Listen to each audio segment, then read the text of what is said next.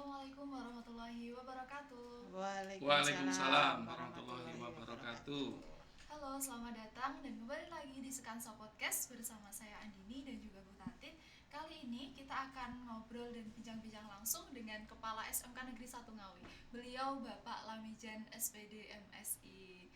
Siap, Selamat siap, datang, siap. selamat datang, Siap, Bapak. siap, nih. Selamat pagi.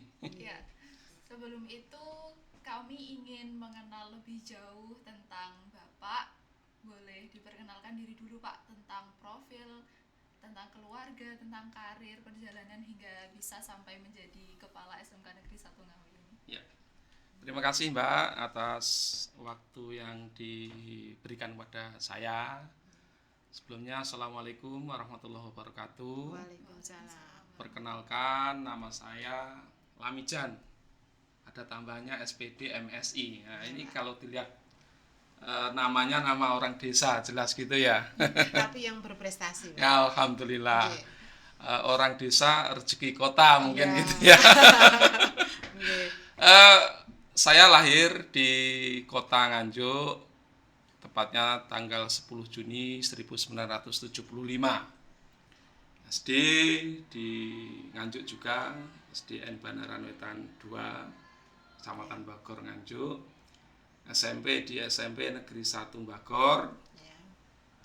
Nganjuk juga, SMA di SMA Negeri 3 Nganjuk. Terus setelah lulus SMA, saya melanjutkan dengan perjuangan yang luar biasa menurut saya, karena saat itu memang secara ekonomi kurang beruntung gitu ya. Ya. Saya mendaftar melalui PMDK. Kalau dulu namanya PMDK, sekarang SNPTN mungkin gitu. Saya mendaftar di IKIP Semarang, jurusan fisika. Kalau sekarang namanya UNES gitu ya, Universitas Negeri Semarang.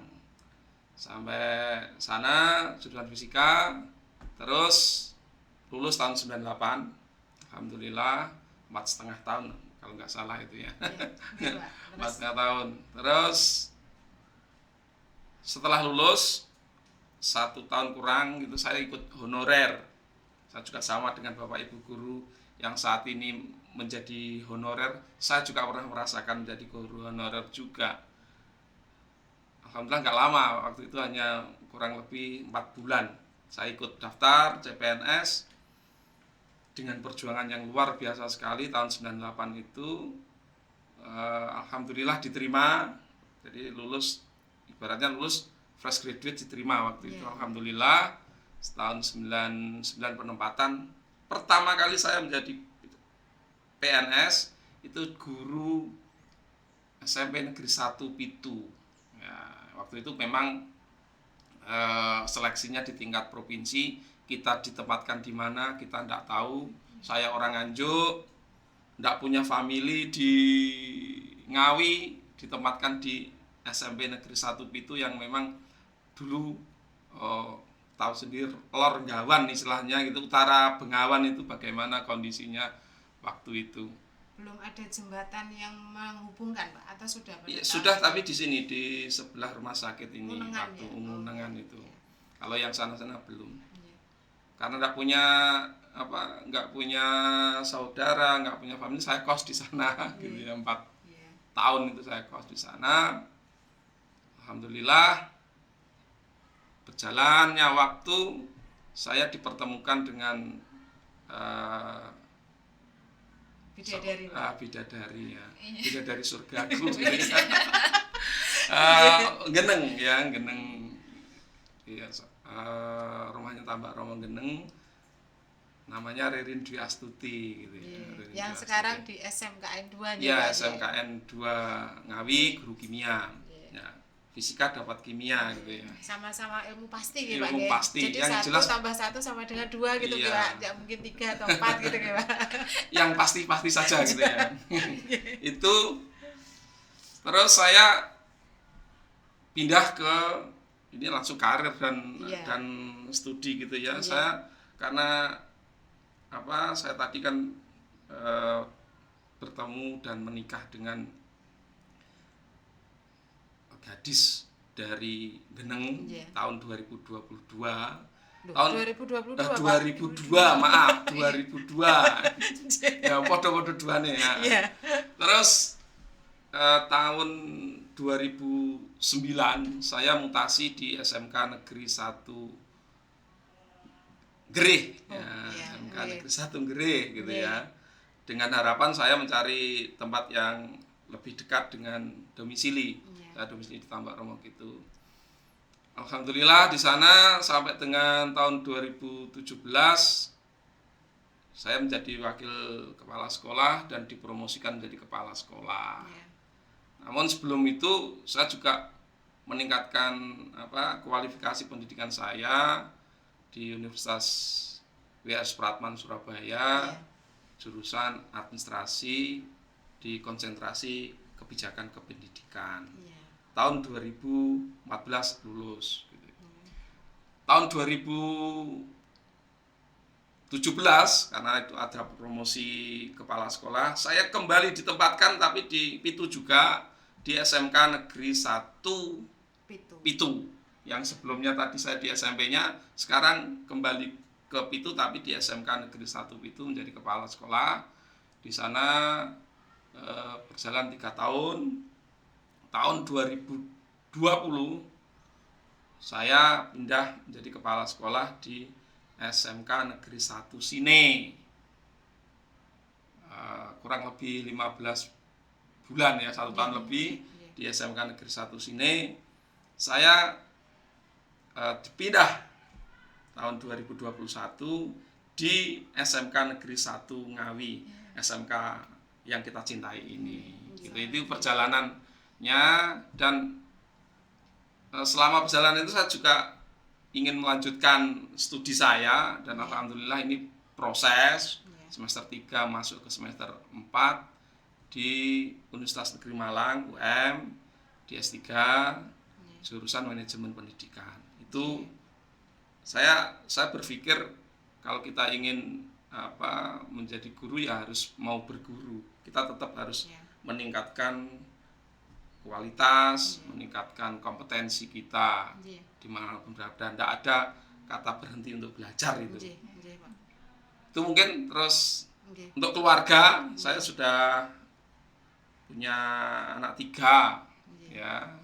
Yang pertama itu sudah kuliah semester 1 di UNES Semarang juga. Berarti itu adik kelas saya juga gitu ya. Satu alma mater. Satu alma mater. Terus yang kedua di SMP Harapan Umat, yang ketiga ini masih TK. Itu mungkin perjalanan singkat. Perjalanan nanti secara detailnya ya luar biasa perjuangannya. Effortnya luar biasa. Terima kasih. Mungkin itu. Kalau kita menyimak dari perjalanan karir, kemudian Pak Lamijan berpindah-pindah dari SMP, kemudian melimpah ke SMK, dari SMK Pitu kemudian ke sini gitu kan Pak, terus akhirnya ke SMKN 1 Ngawi. Nah, dari hal-hal yang seperti itu, yang paling menarik dari Pak Lamijan saat masuk ke pintu gerbang SMK 1 gimana Pak? SMK 1 menurut penjenengan? SMK Negeri 1 Ngawi itu adalah SMK yang luar biasa menurut saya, karena dilihat dari sisi letak saja itu sangat luar biasa, ibarat sebuah pertokoan gitu. SMK Negeri 1 Ngawi berada di etalase paling depan. Itu yang pertama. Yang kedua, tentu SMK Negeri 1 Ngawi ini yang namanya 1 dimanapun itu pasti nomor 1 gitu ya. 1 Ngawi berarti paling tidak nomor 1 di Kabupaten Ngawi ini. Ini menurut saya gitu, menurut saya. Yang ketiga, tentu keunggulan yang ada di SMK Negeri 1 Ngawi ini. Apalagi SMK pusat keunggulan, tentu saya berpikir gurunya pasti unggul, muridnya unggul, sarperasnya unggul, semuanya unggul. Itu Sekilas saya gitu. Iya, nggih. Dengan apa yang panjenengan sampaikan itu otomatis nanti kan akan ada hubungannya dengan visi misi Pak Lamijan. Ya. Saat panjenengan sudah masuk ke SMKN 1 dengan eh, sambutan yang luar biasa, kondisi seperti ini pasti akan menimbulkan sesuatu yang beda bagi panjenengan. Hubungannya dengan visi misi ke depan. Kan tidak mungkin SMK 1 akan tetap seperti dulu. Karena kebetulan SMK 1 ini menjadi SMK PK, Pak. Pusat keunggulan. Pasti itu kan sekaligus akan menyusun visi misi pribadi panjenengan ke depannya SMKN 1 akan dibawa kemana. Gitu, Pak. Jadi yang jelas kita juga harus tahu bagaimana sih kekuatan kita, apa sih kelemahan kita, apa peluang dan apa itu tantangan kita di SMK Negeri 1 Ngawi ini. Yang jelas itu tadi adalah kekuatan kita. Kita berada di tempat yang sangat bagus, strategis gitu ya, di tengah kota, di jantung kota gitu. Terus Bapak Ibu guru yang sangat berpengalaman, bahkan kualifikasi pendidikan saya lihat luar biasa, banyak yang magister gitu ya. Terus pengalaman, di samping memang ada support yang memang anak-anak muda juga luar biasa. Kita gabung itu nanti menjadi sesuatu yang luar biasa. Itu kekuatan kita. Namun juga ada kelemahan kita gitu ya. Dari situ nanti kita akan tahu kelemahan kita apa. Areal kita ini, luas kita yang memang terbatas ini, luas kita yang terbatas ini menjadi sebuah tantangan tersendiri bagi kita.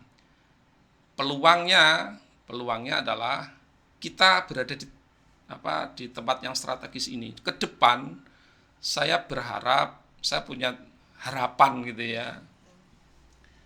Kita akan bentuk BLUD itu, Badan Layanan Umum Daerah, yang memang karena tempat kita strategis di tepi jalan, di pusat kota, dan kita nanti tiap program keahlian setidaknya akan mempunyai UPJ yang bisa kita naikkan untuk menjadi itu tadi BLUD, Badan Layanan Umum Daerah itu tadi. Itu.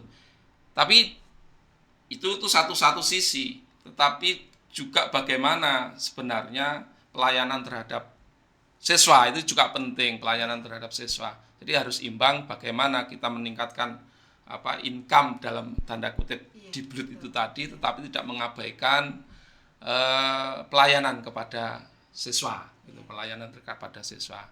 Pelayanan kepada siswa bagaimana?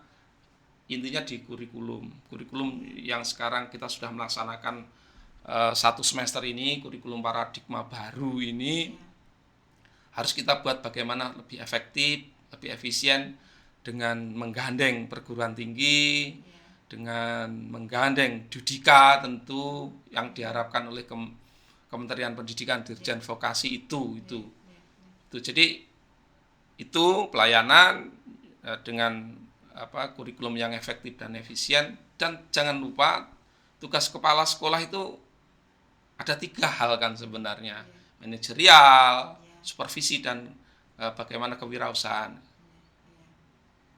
Jangan hanya manajerialnya saja, supervisi juga penting. Supervisi bagaimana mengevaluasi pembelajaran ini, dan kewirausahaan ini juga perlu juga.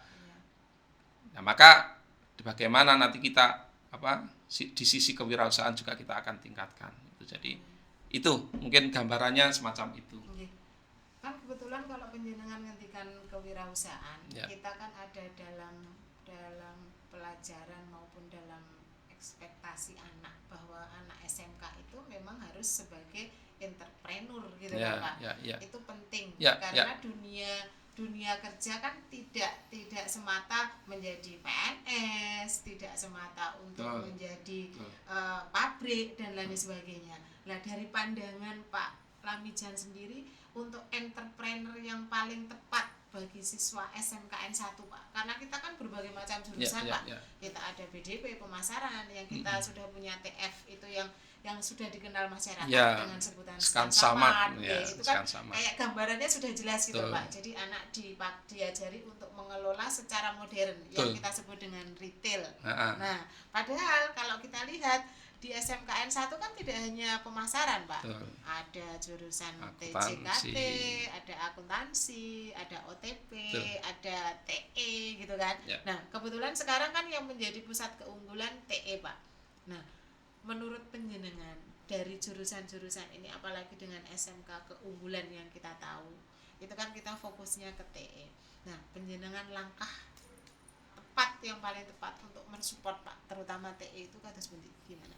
Jadi kalau kita bicara apa sih yang diharapkan siswa ini setelah lulus, kan ini sering disampaikan bahwa ada BMW itu ya, Iya, betul. bekerja, melanjutkan dan berwirausaha. Sekarang agaknya dibalik ini wirausahanya ini yang didahulukan. Iya, betul, prioritas. Iya. BBM gitu ya. Iya, iya. Karena SMK gitu, Betul, karena iya, SMK. iya. Wirausaha berbicara terkait dengan wirausaha gitu ya, entrepreneur itu Iya. tadi, kita tidak sesempit apa yang kita pikirkan wirausaha, dagang dan sebagainya. Betul. Jiwa wirausaha inilah Iya. yang harus kita Oke. munculkan gitu ya. Iya. Sekolah dimanapun, jurusan apapun gitu kan, yang penting ketika sekolah jiwa-jiwa entrepreneur itu, soft skill entrepreneur itu dimunculkan, tidak menutup kemungkinan sekarang ketika bekerja banyak yang tidak sesuai dengan bidangnya, itu loh, banyak yang tidak sesuai dengan bidangnya. Namun demikian, bagaimana karakter seorang entrepreneur, bagaimana DNA seorang entrepreneur gitu ya, itu muncul di sana, Iya, gitu, muncul iya, di sana. iya. Jurusan akuntansi, jualan kecantikan, alat kecantikan atau tidak masalah gitu ya, tidak Iya, masalah, iya, tidak iya, masalah. iya. Mungkin kembali pada yang penjenengan Mbak Tate tanyakan terkait dengan bagaimana TE. Iya. Kita tidak sesempit ya harus TE itu harus bekerja di dunia elektronika gitu. Iya, Tidak. iya. Karena sekali lagi soft skill-nya yang kita ambil Iya. ketika kita keluar, ini dunianya ya Iya. dunia nyatanya ya memang bermacam-macam gitu loh, Iya, bermacam-macam. iya. Bisa jadi jurusan TE, bisa jualan elektronika, tapi Iya. pada saat-saat tertentu memang diharapkan kesesuaian antara apa yang dipelajari ketika sekolah dengan bekerja itu klop. Namun tidak menutup kemungkinan juga itu tidak terus anak akuntansi yo kerja harus di bank gitu ya kan, nggak harus demikian. Banyak sekarang pekerjaan-pekerjaan yang memang hanya menuntut soft skill-nya itu tadi, soft skill-nya. Perkara bagaimana keterampilan nanti di dunia kerja itu nanti mesti ada pelatihan tersendiri dari dunia usaha, dunia industri itu tadi. Maka sekali lagi saya sering menyampaikan pada terutama anak-anak, soft skill, bagaimana kejujuran, bagaimana tanggung jawab, bagaimana bisa berkomunikasi, berkolaborasi, itu penting. Hard skill penting. Namun demikian sekarang trennya soft skill-nya ini yang agak ditingkatkan. Karena di dunia kerja nantinya menuntut lebih di soft skill-nya. Itu. Mungkin itu, Mbak Tatit. Iya. Untuk yang terkait dengan SMKPK, Ya. pasti punya tujuan dari Bapak sendiri, punya tujuan jangka pendek maupun tujuan jangka panjang. Ya. Nah, untuk tujuan jangka pendek dan jangka panjangnya itu bagaimana Pak? Kira-kira apa tujuan dari SMKPK ini? Jadi SMKPK ini kan sebuah program yang dari pemerintah gitu ya, dari pemerintah, dan tidak semua SMK bisa lolos untuk menjadi SMK pusat keunggulan. Tentu jangka pendek ini ya kita melanjutkan apa yang menjadi program SMKPK yang kemarin itu kita lanjutkan.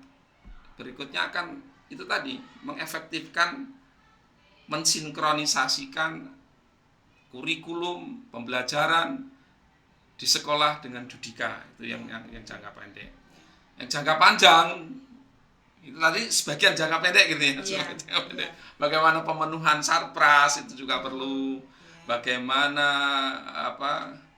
kebekerjaan anak-anak juga perlu. Jangka panjangnya tentu seperti yang diharapkan oleh Dirjen itu, kita bisa menghasilkan sesuatu, salah satunya itu ya, menghasilkan sesuatu yang itu bisa dipakai oleh masyarakat gitu loh, dipakai oleh masyarakat. Sesuatu ini kemarin ada guru kita yang mencoba membuat sabun gitu ya. Sabun. Oke. Kalau nanti itu sabun dan kita punya kelebihan, kita nanti bisa produk. Jadi memang itu diprodukkan itu di jurusan IPAS itu ya. Kita bisa jual, kita merek dengan merek Skansa ini kan luar biasa nanti. Itu yang diharapkan ke depan memang itu. Yang kedua memang jangka panjangnya adalah kepekerjaan itu tadi. Bagaimana outcome, bagaimana output dan impact-nya terhadap siswa kita. Sekali lagi, bagaimana sih impact-nya? Impact berdampak enggak pada anak-anak? Itu mungkin itu. Jadi pendeknya kita lanjutkan bagaimana kurikulum ini bisa berjalan, jangka panjangnya itu tadi. Belut itu tadi juga termasuk jangka panjang gitu ya. Sudah saya singgung tadi. Kan intinya gini Pak, dengan SMK PK produk unggulan kita itu kan kita lebih mematangkan kesiapan anak. Kesiapan anak di mana dia itu apa yang didapat di sekolah, teori, apa yang diberikan. Harapannya nanti di masyarakat itu dia bisa terjun di dunia yang setidaknya pernah dia pelajari, itu awal. Tapi kalau pada saat dia menyeberang tidak ada masalah. Tidak ada masalah. Karena sekolah sudah memberikan bekal soft skill di mana dia itu bisa terjun ke masyarakat sesuai dengan apa yang dia dapat dan apa yang dia bisa. Nih, Pak. Kalau seperti itu kan ada kaitannya dengan P5BK gitu kan, Pak. Kebetulan di semester ini ada kebekerjaan. Gitu kan. Nah, untuk kebekerjaan ini, Pak. Kadang-kadang kita kan mikir kok kita masuknya di situ ya, link mate-nya di mana gitu, Pak. Jadi kadang-kadang kita mikir link mate-nya di mana gitu, Pak. Kalau menurut Pak Lamijan gimana? Jadi bahasanya kan ada wajib, ada sunat. Iya, betul Pak. Itu kan gitu ya. Bahasa wajibnya ya nge-link and match bener gitu ya, link and match bener. Betul. Tapi realita di lapangan kita juga harus menyadari, berpikir rasional dan realistis. Idealis, realistis gitu kan gitu ya. Harus match gitu. Idealisnya harus match bener gitu ya. Jurusan elektro ya juga harus bekerja di elektro gitu kan. Betul. Namun demikian realita di lapangan kan memang tidak semua Dudika, semua dunia industri, dunia usaha dan dunia kerja itu kan terbuka untuk itu. Betul. Maka sekali lagi tadi idealis, kita juga harus realistis. Betul. Gitu. Sebisa mungkin memang harus idealis gitu ya. Sebisa mungkin. Mencapai mimpi mimpi dan harapan gitu kan. Itu. Tapi di lapangan seperti apa? Itu tadi kita sudah bekali soft skill. Tentu ketika di dunia kerja mesti akan dibekali kembali. Betul. Orang elektro katakan bekerja di bank gitu ya. Ini nge-mat apa enggak sebenarnya? Bisa di-mat-matkan sebenarnya. Ya, di bank kan juga butuh peralatan IT juga gitu ya. Betul, jadi memang demikian. Kita tidak bisa parsial. Sekarang itu berpikir parsial gitu enggak bisa di dunia sekarang yang sangat global. Iki gitu enggak bisa, karena sebuah permasalahan ternyata tidak bisa diselesaikan hanya dengan sebuah satu kompetensi gitu. Betul. Banyak kompetensi di sana gitu. Iya, Pak. Mungkin itu soft skill itu tadi kembali ke Bali ya. Betul. Kita tanamkan soft skill sehingga dengan begitu anak-anak siap bekerja dimanapun, tidak harus dengan sesuai dengan latar belakang pendidikan atau latar belakang program keahliannya gitu ya.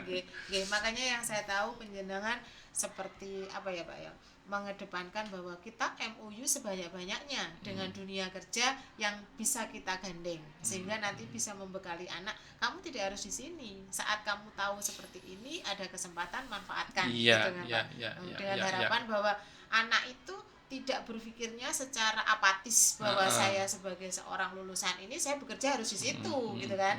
Tidak mungkin kita itu tidak bisa berkembang di tempat yang lain. Kan harapannya seperti itu. Pak. Memang kalau demikian. saya tarik garis betul, merahnya betul. seperti itu. Kadang-kadang kan kita tidak tahu bahwa bakat kita itu muncul bukan pada saat kita ada di situ, tapi saat kita mengembangkan diri ternyata saya ternyata punya kemampuan yang lebih. Jadi ketika anak-anak atau siswa kita itu belajar di sekolah semacam ini, manfaatkan waktu-waktu, manfaatkan kegiatan-kegiatan yang memang itu kita fasilitasi karena ke depan setelah lulus mana keterampilan kita yang berguna untuk kehidupan kita nggak tahu. Contoh ini anak-anak multimedia yang luar biasa ini bisa jadi jurusannya akuntansi, jurusannya pemasaran, jurusannya perkantoran, tapi ketika lulus jadi entrepreneur yang luar biasa, entertain yang luar biasa, dari EO gitu kan ya kita nggak tahu juga. Kita bekali semua apa yang yang diinginkan oleh anak-anak kita fasilitasi. Maka sekali lagi saya berharap pada anak-anak, pada siswa khususnya SMK Negeri 1 Ngawi ikuti kegiatan. Jangan menjadi anak yang hanya rumah, perjalanan, sekolah, jalan, rumah, hanya gitu. Yang dia dapat hanya itu nanti, gitu ya. Banyak yang kita sudah fasilitasi di sini, sehingga nggak menyesal ketika nanti lulus gitu ya, nggak menyesal ketika lulus. Wah, jatuh, aku melu iki, karena itu tadi. Carilah semuanya kalau bisa. Kalau ada waktu 24 jam itu ya pokoknya ikuti semuanya. Itu menurut saya kok gitu. Sudah, kira-kira penting sekali bagi siswa-siswa SMK Negeri 1 Ngawi ini untuk tentunya mengembangkan soft skill dalam bidang apapun untuk kesiapan di dunia kerja ataupun dunia perkuliahan nanti setelah lulus. Nah, harapan Bapak sendiri buat siswa-siswi SMK Negeri 1 Ngawi ini yang khususnya kelas 12 yang entah itu mau melanjutkan ke perguruan tinggi atau langsung terjun ke dunia kerja. Nah, harapan Bapak untuk siswa-siswi kelas 12 ini, Pak? Saya berharap satu, tidak dari 3 BMB itu tadi ya, itu semuanya penting. Jangan berpikir sing paling hebat yang kuliah, tidak. Yang bekerja hebat juga. Dan sebagainya, semuanya penting.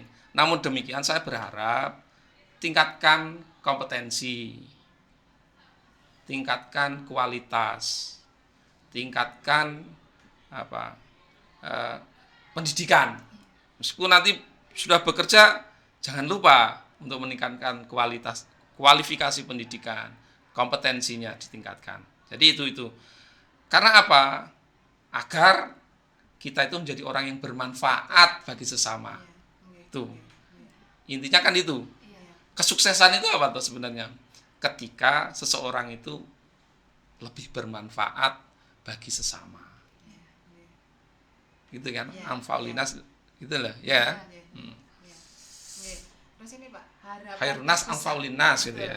Harapan penjenengan terbesar Pak saat penjenengan di SMK 1 baik buat siswa maupun guru itu apa?